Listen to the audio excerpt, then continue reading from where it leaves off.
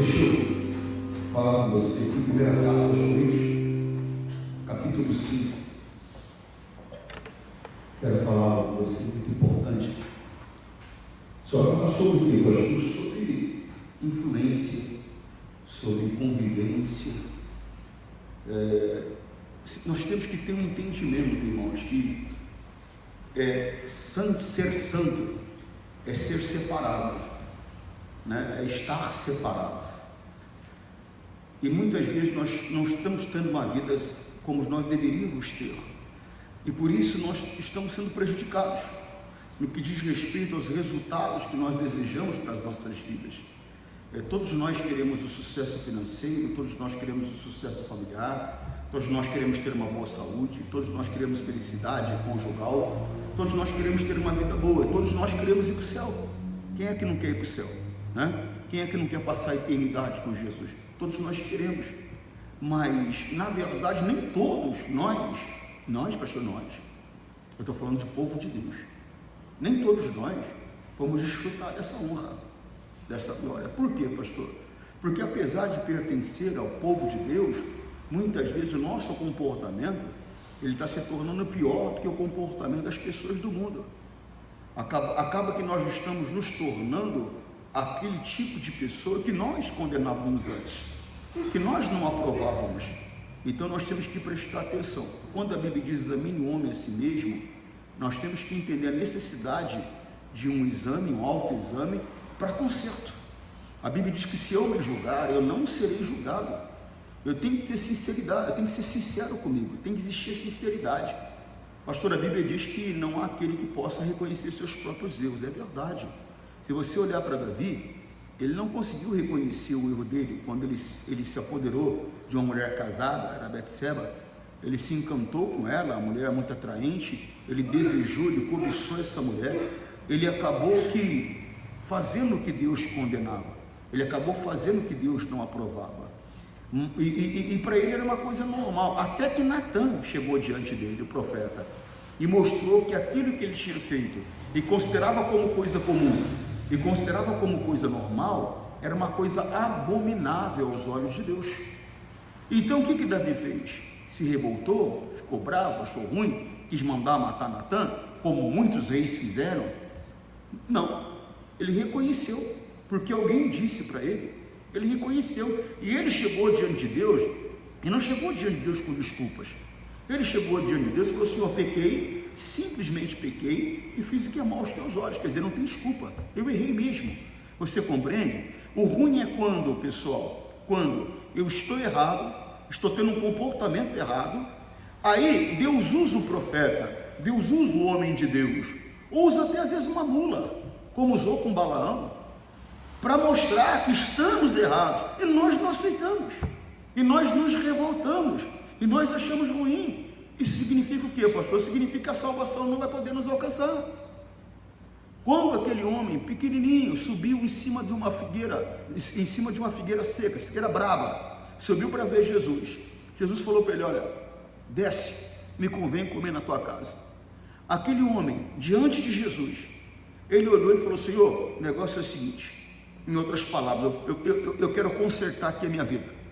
Se eu defraudei alguém, eu vou cumprir a lei, porque a lei ela determinava isso, que aquela pessoa que defraudasse alguém, ela deveria devolver 4 vezes mais o que ela tinha tirado daquele alguém. Ele falou: então eu vou devolver 4 vezes mais. Se eu defraudei, a pessoa vai vir a mim e eu vou devolver 4 vezes mais o que eu prejudiquei ela. E mais, não vou fazer só isso não, eu vou dividir a metade dos meus bens com os pobres.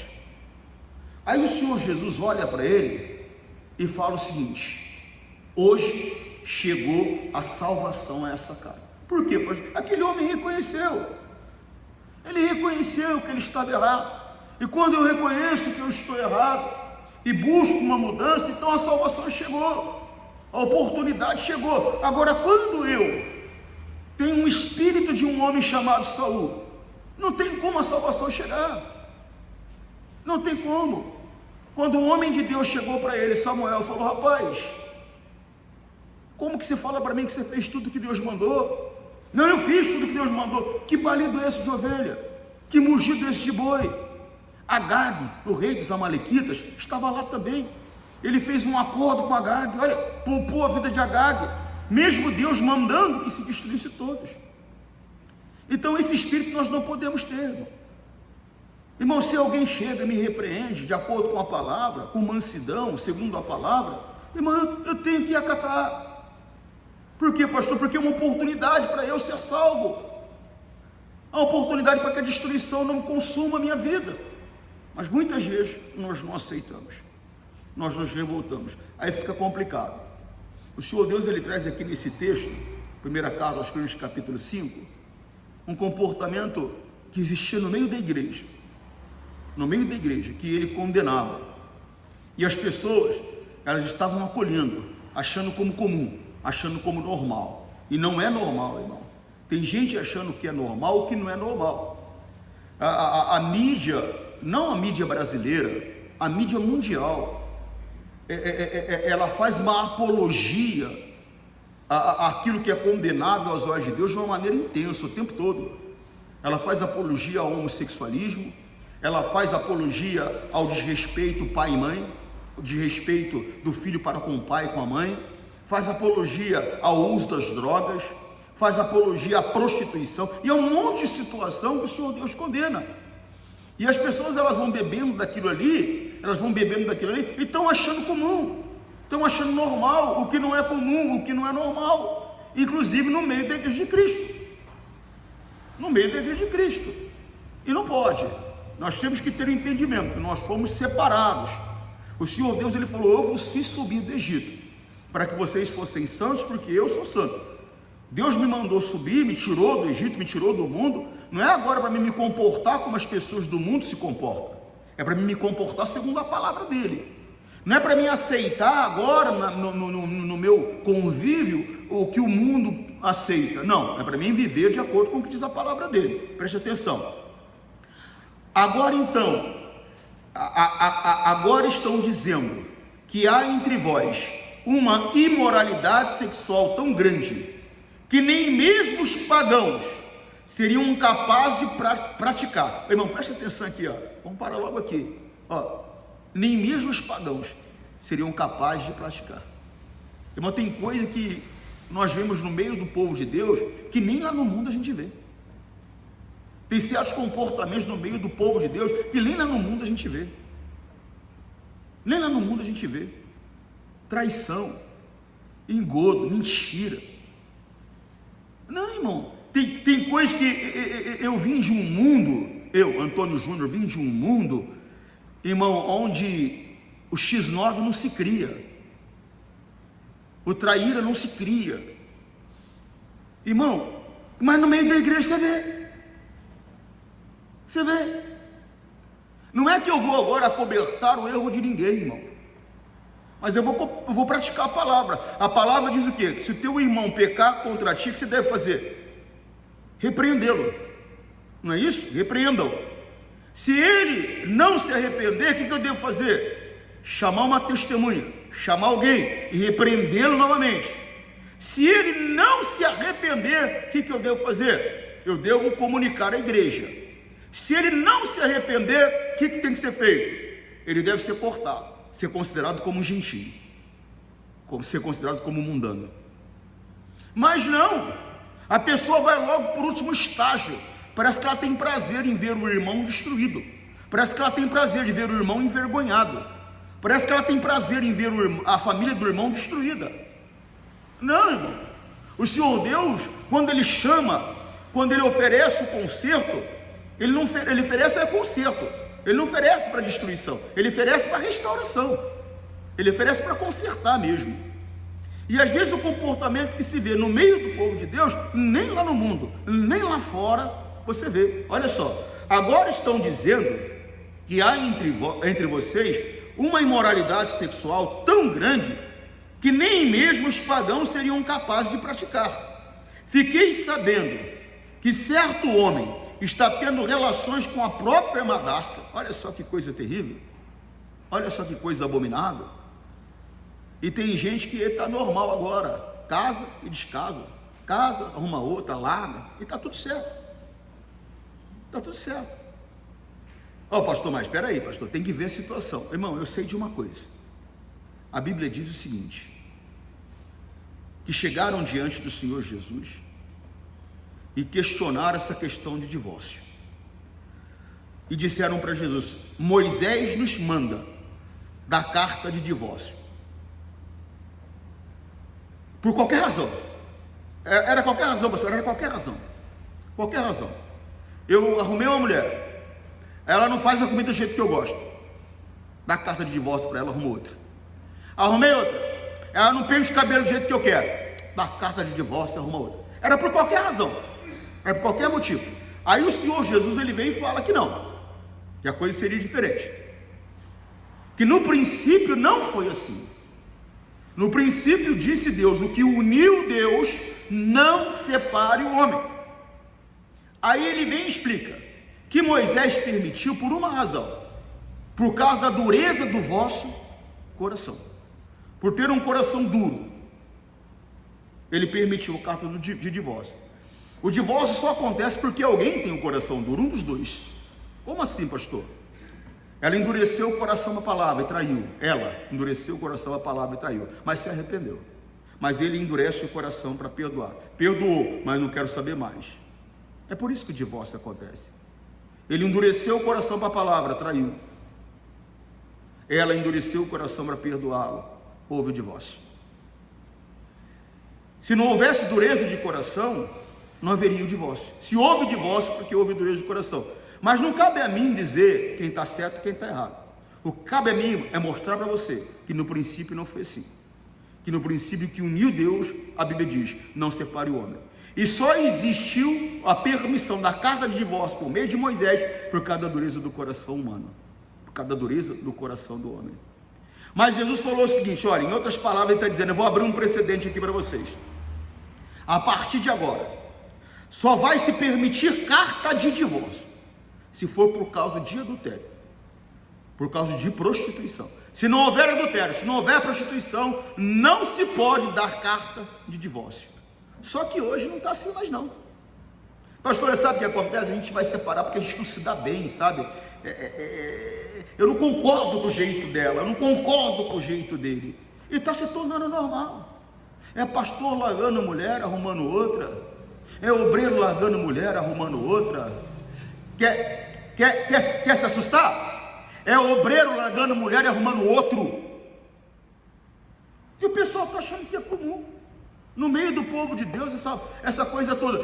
Tem coisa, repito, não eu disse, a Bíblia diz, tem coisas que nem no mundo, nem as pessoas do mundo faz, mas se encontram no meio do povo de Deus. Preste atenção. 2.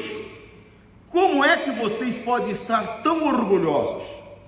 Pelo contrário, vocês deveriam ficar muito tristes e expulsar do meio de vocês quem está fazendo uma coisa dessa. Quer dizer, vocês estão achando comum, normal, né? Estão todos orgulhosos aí, achando que estão na presença de Deus, mas na verdade vocês deveriam se envergonhar. É o que ele está dizendo. Ele falou: um tipo de gente dessa, um tipo de comportamento desse, é um tipo de gente, é um tipo de pessoa que não pode estar no meio do povo de Deus. Irmão, e tá. A pessoa diz que é de Jesus, dali a pouco está posando nua na Playboy. A pessoa diz que é de Jesus, daqui a pouco está vivendo amaziada com o produtor, está vivendo amaziada com o empresário, está vivendo amaziada com o colega de trabalho, como se fosse uma coisa normal, como se fosse uma coisa comum. Não é não. Preste atenção. 4. Quanto a mim, ainda que não esteja presente aí, pessoalmente estou com vocês em espírito, e agindo como se eu estivesse aí, já julguei pela autoridade do nosso Senhor Jesus, o homem que está fazendo essas coisas horríveis. Quando vocês se reunirem, estarei com vocês em espírito. Então, pelo poder do nosso Senhor Jesus Cristo, que estará presente conosco, entreguem esse homem a Satanás, para que o seu corpo seja destruído, mas o seu espírito seja salvo no dia do Senhor. Pastor, não entendi isso. Ele cometeu o pecado, é necessário que ele seja entregue a Satanás para o corpo dele ser destruído. Por quê, pastor? Porque no momento que o corpo dele estiver sendo destruído, ele está tendo a oportunidade de arrependimento. E ele se arrependendo ali, o espírito dele, que é eterno, vai ser salvo. Você compreendeu, sim ou não? Existia um homem, irmãos, o nome dele era Manassés. Irmão, o que surpreende, mas não surpreende, porque às vezes surpreende porque nos falta entendimento. Então, quando o entendimento chega, acaba, como eu posso dizer, não surpreende, né? Por quê, pastor? Porque Manassés, ele era filho do grande rei Ezequias.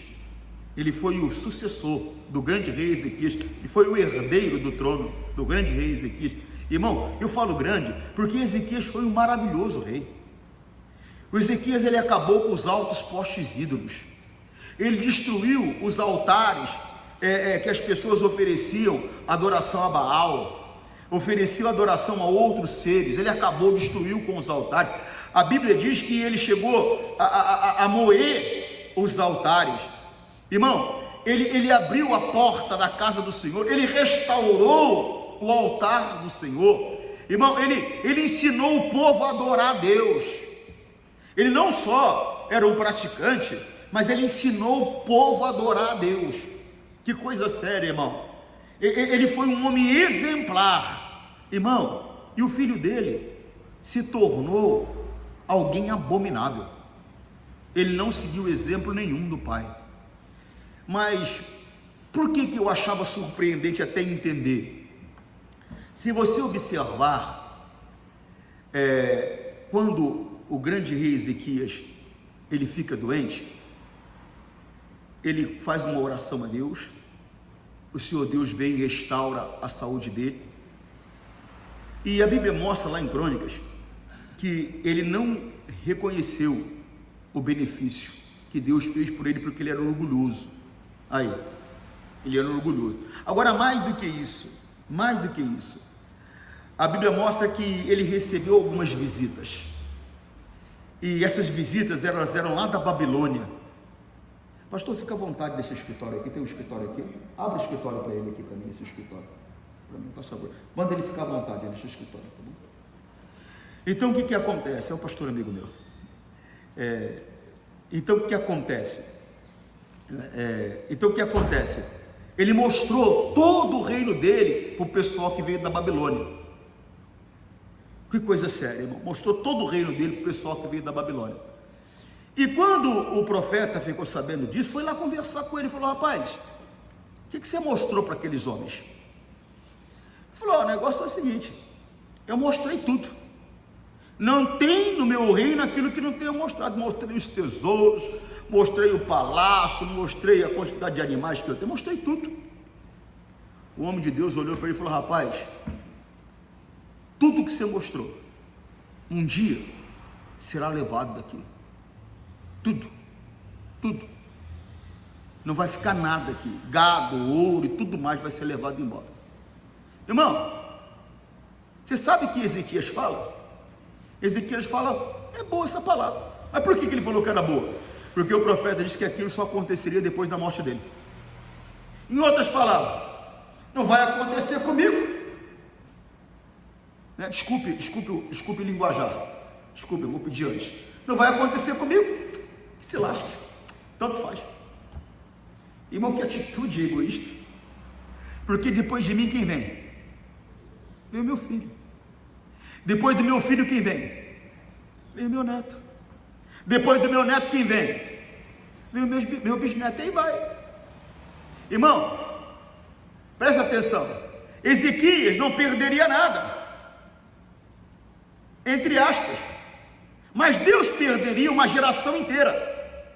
Porque aquele homem chamado Manassés, ele não só fez o que era abominável, como ensinou uma geração inteira a fazer o que é abominável. Que coisa séria, irmão. Então, muitas vezes os nossos filhos, eles não estão se tornando cristãos como nós, não estão se tornando melhor cristãos do que nós, porque nós Não estamos dando um exemplo a eles com as nossas vidas, mas não só isso, não estamos levando a eles a ter uma vida com Deus. A ter uma vida com Deus. Eu estou há 3 anos e meio aqui, quase 4 anos. Se eu ficar até fevereiro agora, dia 4 de fevereiro completa 4 anos. Há 4 anos eu falo, por que a tua filha, o teu filho fica em casa de manhã e você vem para a igreja? Por quê? Por que você não traz ele junto com você? Por que ele não ora junto com você? Por que ele não jejua junto com você? Por que ele não lê a Bíblia junto com você? Por que ele não vai para o monte junto com você? Por que ele não sai para a rua para evangelizar junto com você? O meu filho não pode viver encostado da minha fé. Por quê, pastor? Porque não entra no reino dos céus que vive encostado na fé dos outros. Não lembra não? 10 virgens, 5 tinham azeite e 5 não tinha. Não dá para mim dar o meu azeite para o meu filho poder entrar no céu. Ele tem que ter o azeite dele. Ele tem que ter o azeite dele. Não dá para mim não dá para minha mulher entrar no céu com o meu azeite. Ela tem que ter o azeite dela. Ela tem que ter o azeite dela. E talvez você não está se importando com isso. Era para você estar de joelho, clamando, buscando Deus. Era para Ezequias ter falado, Senhor, não, pelo amor de Deus, Senhor. Não deixe isso acontecer, não. Do jeito que o Senhor me livrou, me deu mais 15 anos de vida, eu te peço, me dá para o meu filho uma vida melhor do que eu tive diante do Senhor. Eu não tive um filho para viver na prostituição, não. Eu não tive um filho para viver nas drogas, não. Eu não tive um filho para viver errado, não. Eu quero um filho para te louvar, para te adorar. Mas não é essa a importância. Você lembra quando Ezequias ficou doente? Sim ou não? O que Deus deu para ele? Quanto tempo de vida? 15 anos, não foi? Com quantos anos o filho dele começou a reinar? Com 12 anos, não foi? Ele começou a reinar depois da morte do pai dele, foi ou não foi? Significa que esse garoto nasceu 3 anos depois. Ou seja, no período que Deus deu 15 anos para ele, ele nasceu 3 anos depois.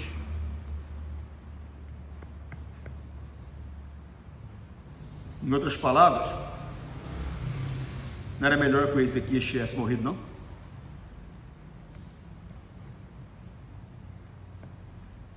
Deixa eu contar um testemunho pessoal meu para você. Meu, pessoal. Quando eu nasci, minha mãe morreu. Consequência do parto. E eu tive uma dificuldade muito grande por causa disso. Por quê? Porque meu pai tinha no coração dele que quem matou minha mãe fui eu. E ele me espancava por isso. Me desprezava, me tratava mal. Quantas vezes eu me recordo que eu apanhava, nem sabia por que estava apanhando. Dormindo, ele me jogava de cima do beliche. Teve uma vez que eu nem entendi, ele me batendo, ele olhava para mim e falava para mim, por que você matou tua mãe? Como uma criança vai entender uma coisa dessa, irmão? Não tinha como entender. E ele morreu, eu tinha 10 anos. Eu agradeci a Deus por ele ter morrido, com 10 anos. Eu não chorei a morte do meu pai. Não, pastor. Eu me lembro até hoje, quando eu cheguei no velório, naquela época fazia velório dentro de casa, não lembra? O pessoal fazia na sala, né? Colocava, pelo menos na cidade onde eu morava, eles colocavam no portão assim uma cruz luminosa, né? Uma cruz preta com uma luz de neon baixo, branca, sei lá o que era a luz, mas era um quadrado assim com uma cruz, quer dizer, significava luto naquela casa. E eu lembro quando eu entrei, eu era pequeno, 10 anos, eu entrei e eu olhei no nível do caixão assim, eu olhei meu pai no caixão, não senti nada, não me importei. Só que eu nunca senti falta de ter uma mãe. Nunca, pastor, nunca. Nunca. Mas a vida toda eu senti falta de ter um pai. E quando eu falo a vida toda, eu estou falando da vida adulta. Eu estou falando da minha vida adulta. Eu não me importei com a morte do meu pai, nem um pouquinho. Mas quando eu comecei a crescer, eu senti falta, saudade. Eu fico vendo, por exemplo, aquele irmão que os dois parecem um outro. pai e o filho. Irmão, você tem que abraçar teu pai, rapaz, ser amigo do teu pai ser teu amigo, andar com ele mesmo. É lógico que a gente tem que ter sabedoria. A minha família, a minha mulher, os meus filhos. Minha mulher tem que estar acima de tudo com os meus filhos. Como meu marido tem que estar acima de tudo com os meus filhos. Porque quando a Bíblia diz deixai pai e mãe, eu posso morar no mesmo quintal. Não tem problema não. Mas desde que a minha prioridade seja meu marido e os meus filhos, a minha prioridade seja minha mãe, seja minha esposa e os meus filhos. Mas eu podendo ter amizade com meu pai, poxa, tem que ser meu parceiro. Tem que ser minha parceira, minha mãe, né? Podendo ter amizade com ela. Então o que acontece? Eu senti uma falta muito grande. Mas muito grande. Eu já era pastor já há muitos anos. Eu estava dirigindo, na época, a maior igreja que nós tínhamos no estado de São Paulo, fora a sede, que é onde o pastor Jaime prega, a São João. Guarulhos era a maior cidade, era a maior igreja do interior de São Paulo, porque Guarulhos é interior de São Paulo. E era a maior igreja da capital também, de São Paulo. E eu estava orando, de madrugada. Eu lembro que eu estava sentado na cama, minha cama era bem próxima assim da janela, quase encostado na parede. Era o suficiente para mim ficar sentado com o pé no chão, tinha um tapetinho e eu punha a mão na janela. E eu lembro que eu estava orando. E eu cheguei para Deus, falei, Pai, Senhor Deus, é uma maldade comigo, eu falei para Deus. Eu falei, eu nunca tive o prazer de ser filho. Eu falei, eu não sei o que é ser filho, porque eu nunca tive mãe. Eu não sei o que é ser abraçado por uma mulher com um carinho puro, honesto, limpo.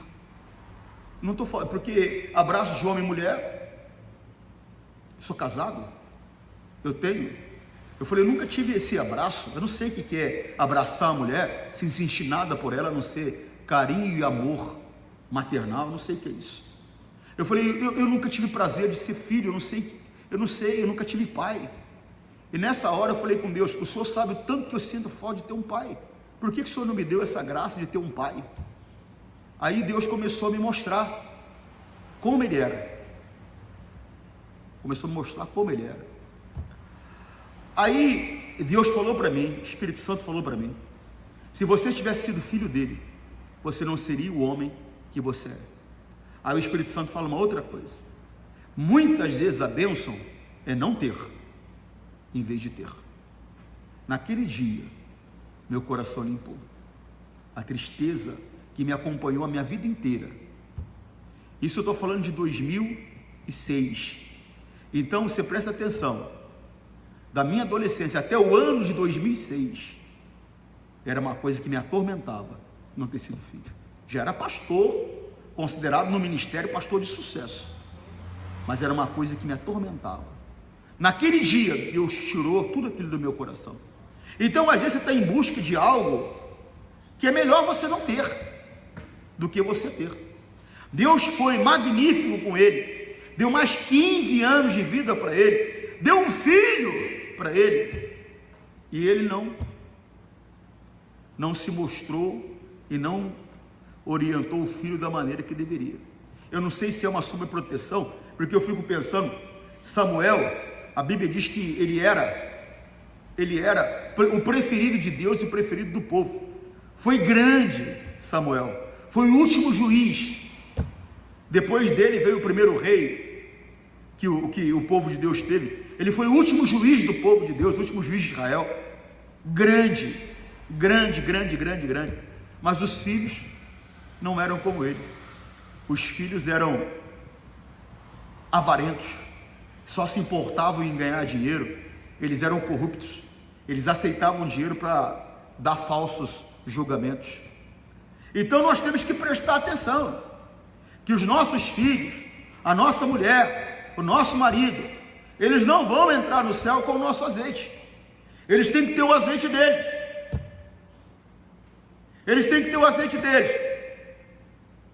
Que quem tem que indicar o caminho somos nós, por um comportamento de acordo com a palavra de Deus, dia a dia. Eu tenho que demonstrar com a minha vida, com o meu comportamento, o que é que eles devem fazer, e mais, incentivá-los nesse caminho, Eu lembro que eu saía para evangelizar, eu e minha esposa na rua, com folheto, com os obreiros, e os meus filhos estavam lá, na rua, com folheto, na mão, aprendendo o que tem que ser feito. Quantas vezes os meus filhos não me surpreenderam, de joelhos orando, jejuando, buscando, clamando? Quantas vezes os seus surpreenderam você? Quantas vezes eu não chorei pelos meus filhos diante de Deus? Porque não andaram diante de Deus a vida toda. Quantas vezes eu entendi que eu não podia estar num nível espiritual acima do da minha esposa. Comecei a puxar ela para orar comigo. Parecia até cômico. Quantas vezes na cama pegava na mão dela e falava, hoje quem começa a orar você? Ela falava, não, começa você. Eu falava, não, começa você. Não, começa você. Quantas vezes chegou um momento que eu não precisava de falar para ela como orar. Vem orar comigo. Ela já tinha o azeite dela. Ele tem que ter o azeite dele. Ela tem que ter o azeite dela. E se precisa ser duro, entre aspas, tudo com sobriedade, não espancador. Espancamento pode matar, mas precisa ser duro, porque correção, puxão de orelha, bronca, também é amor, é ato de amor também. A Bíblia diz que Deus corrige quem Ele ama, e chega a açoitar aquele que Ele tem por filho. Irmão, você não se importar, você acobertar, é maldade, é falta de amor. E eu não estou falando de você criar um bandido amanhã. Eu estou falando de você criar alguém para o inferno amanhã. Esse que é o problema. É você criar alguém para o inferno amanhã. Orienta, mostra. Não tenha por normal, por comum, um comportamento que Deus condena. Eles estavam todos orgulhosos. O apóstolo Paulo falou, vocês estão orgulhosos por quê? Vocês estão achando que vocês estão bem diante de Deus, aceitando um comportamento como esse no meio de vocês? Não estão, não. É coisa séria, igreja.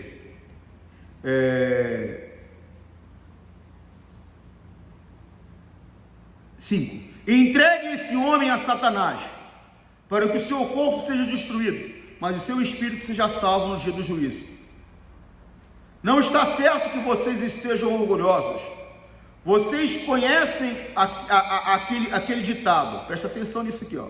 Um pouco de fermento fermenta toda a massa. Você começou a aceitar pouca coisa, daqui a pouco te contamina de um jeito que você começa a aceitar tudo como normal. Às vezes tem que ser radical. Irmão, tolerância zero para o pecado. Não, mas é uma coisinha boba, não. Olha só, presta atenção nisso, coisa séria. Não está certo que vocês estejam orgulhosos, ele está dizendo. Vocês estão errados, aceitando uma coisa dessa como se fosse normal. Estão todos orgulhosos aí. Não está certo. Vocês conhecem aquele ditado. Um pouco de fermento fermenta toda. Deus está falando de influência. Está falando de influência. Deus está falando de influência. Cuidado com quem anda com teu filho. Não, pastor, é um amiguinho dele. Cuidado. Ele vai trazer hábitos e costumes para o teu filho, que vai trazer problema para você depois. Irmão, um pouco de fermento leveda toda a massa. A Bíblia diz que as más conversações corrompem os bons costumes. Começa a ouvir, começa a aceitar, daqui a pouco faz errado, você não está vendo, daqui a pouco para ele é normal, e ele se torna até pior que aquele garoto que levou ele a fazer o que é errado, e você não está vendo. Joguem fora o velho fermento do pecado, para ficarem completamente nada que é pecaminoso pode estar na minha vida, nada que é pecaminoso pode estar na minha casa. Cuidado, palavrões. Ah, papai quando fica nervoso, pastor, solta cada um. Mamãe quando fica nervosa, pastor, pragueja todo mundo. Irmão, domínio próprio é um dos frutos do Espírito Santo. Você não tem o Espírito Santo? Ou você acha que eu também não fico bravo? Agora há pouco aqui no altar, a vontade que eu tinha de catar esse caixão, jogar tudo no chão, quebrar tudo. Mas o domínio próprio, onde fica? Nós temos que ter. É fruto do Espírito Santo. Ou nós não temos o Espírito Santo? Você está compreendendo o que eu estou falando? Sim ou não? Joguem fora o velho fermento do pecado, para que fiquem completamente puros. Irmão, nós temos que estar completamente puros. Aí vocês serão como massa nova, sem fermento, como vocês de fato já são. Por quê, pastor? Por meio de Cristo eu me torno novo. Eu sou nascido de novo por meio de Cristo. Por isso que ele fala que vocês de fato já são. Agora eu tenho que me comportar como tal. Meu comportamento não pode ser igual ao da pessoa do mundo. Eu fico vendo, né? A mulher casada, o comportamento dela é como a mulher do mundo. Eu estava no aeroporto em Brasília e eu peguei um avião e fez escala em Brasília. Eu tinha que ficar uns 40, 50 minutos em Brasília para pegar um outro avião para o Rio. E eu estou ali, na sala de embarque ali, e tinha uma lanchonete. Eu tinha saído de São Luís 3 da manhã, parei em Brasília 7 da manhã, e de Brasília eu ia ao Rio. Quer dizer, é a hora que o estômago começa a roncar, né, irmão? 7 da manhã, não é? Está acostumado a tomar café? Aí eu falei, fui ali para a lanchonete, estou ali na fila, e estou vendo uma moça no caixa, aliança no dedo. Passava um, roçava nela, ela... Passava outro, roçava nela... E eu fiquei olhando. Casada. Aí veio um outro e foi um pouco além de roçar nela. Levou a mão também. Aí ela... para! Oi, irmão. Casada. E o pior é que você vai conversar... não, eu já sou crente.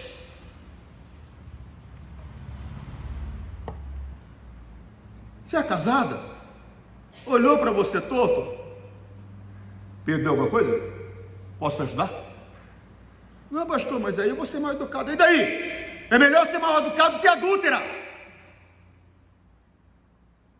É melhor ser mal educado que adúltero. Quem te deu essa liberdade? Quando eu dei essa liberdade para a senhora? É assim que tem que ser. Mas aí eu vou ser grosso, mal educado, pastor. É melhor ser grosso, mal educado, do que adúltero. Corta pela raiz o mal. Não pode deixar nada. Um pouquinho de fermento é o suficiente. Um pouquinho de influência. Porque aqui, fermento é influência. Um pouquinho é o suficiente para desvirtuar tudo. Para desvirtuar tudo. É coisa muito séria. Joguem fora o velho fermento do pecado, para que fiquem completamente puros. Aí vocês serão como massa nova, sem fermento, como vocês de fato já são, porque a nossa festa da Páscoa está pronta.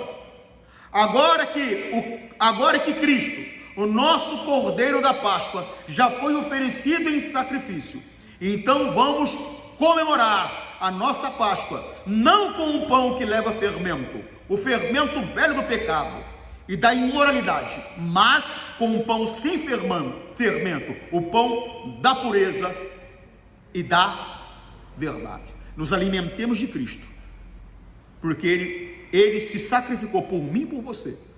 Ele é o sacrifício, Ele é o Cordeiro de Deus, que retirou o pecado do mundo. Então eu tenho que viver dele, me alimentar dele, por meio dele, poder participar dessa festa da salvação. É coisa séria, irmão. Nós temos que abrir os olhos. Não dá para aceitar como comum o que não é comum, o que é normal no nosso meio.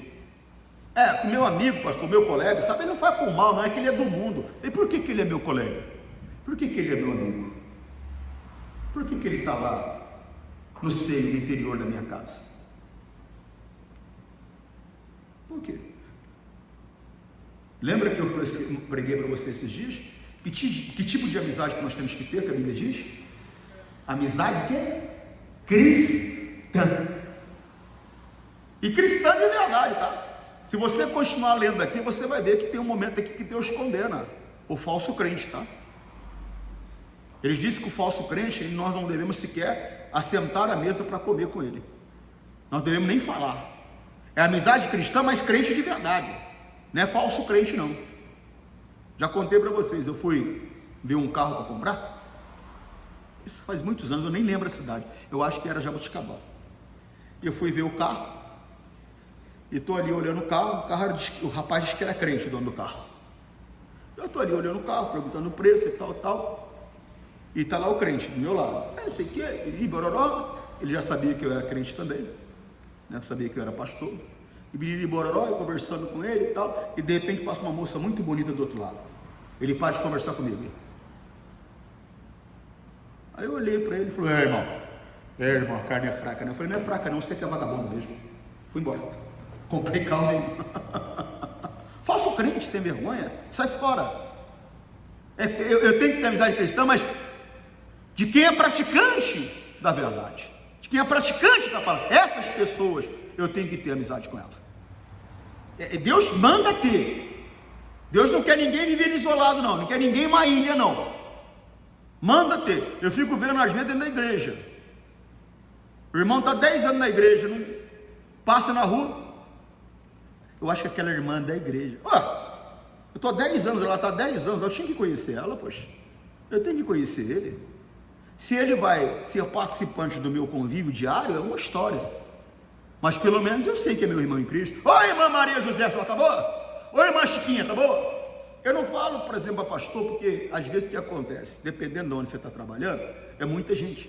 Já aconteceu comigo. Deus está em determinado local, com um auxiliar, e alguém vem e fala: ô pastor, o senhor tá bom? Tudo bem, como é que está a senhora? Família também? Graças a Deus. Manda lembrança para a irmã Marida, pastor. Eu, amém. Aí pergunto para ele: quem é? Ele: pastor, não sei. Eu falei: nem eu. Já aconteceu. Trocar o nome de Luciana para Patrícia, né, irmã? Já aconteceu. Acontece. Mas, na verdade, nós temos que nos aproximar das pessoas. Deus não quer uma ilha, mas presta atenção. Crente de verdade. Amém? E como é que eu sei, pastor, se é crente de verdade? Pela árvore, pelo fruto, se conhece? A árvore. É o comportamento da pessoa que mostra quem ela é. Ninguém consegue fingir o tempo todo. Uma hora mostra quem é. Amém? Que Deus possa falar mais ao seu coração. Irmão, não tenha como comum, não tenha como normal aquilo que não é. Não tenha. Você está namorando, teu namorado não te respeita, não é para ser teu marido. Mas eu acho que o pior não é nem ele, o pior é você, que não se respeita. Porque quem dá o limite é você. Se ele não te respeita hoje, quando ele tiver o que ele quiser, ele é aí que ele não vai te respeitar mesmo. Ele tem que respeitar Cristo primeiro. Porque se ele respeitar Cristo, ele vai respeitar você. Senão, não vai. Você entendeu? Que Deus fale mais ao seu coração. Vamos ficar de pé? Vamos fazer uma oração? Você que está em casa, um forte abraço, Deus te abençoe, tchau.